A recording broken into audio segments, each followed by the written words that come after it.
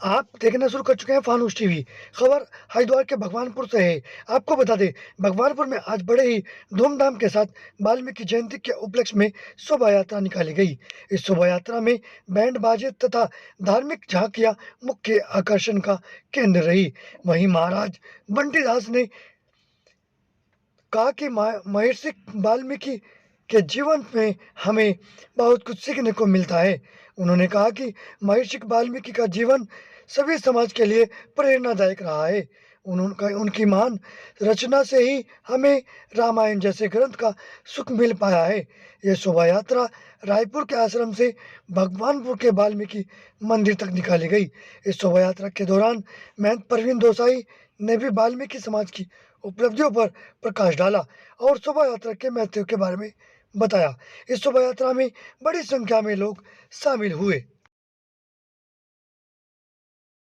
यात्रा परमपिता परमेश्वर भगवान वाल्मीकि प्रकट दिवस के अवसर पर ग्राम रायपुर भगवान वाल्मीकि शक्तिपीठ संत समागम सत्संग आश्रम रायपुर से प्रारंभ होकर भगवानपुर वाल्मीकि बस्ती वाल्मीकि मंदिर और रविदास मंदिर पर समाप्ति होगी।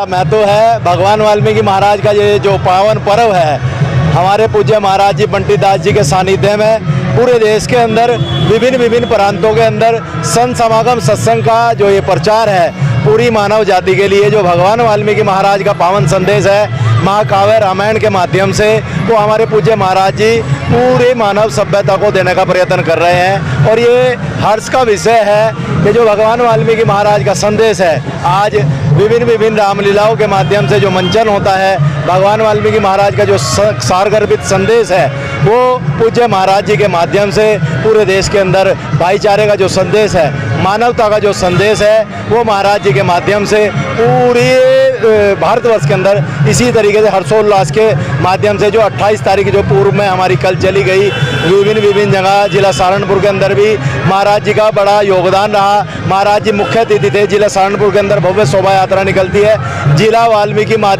सभा के माध्यम से, उसमें भी हमारे महाराज जी का बड़ा योगदान रहा। और कल उनके उस शोभा यात्रा के मुख्य अतिथि महाराज जी थे सहारनपुर के अंदर।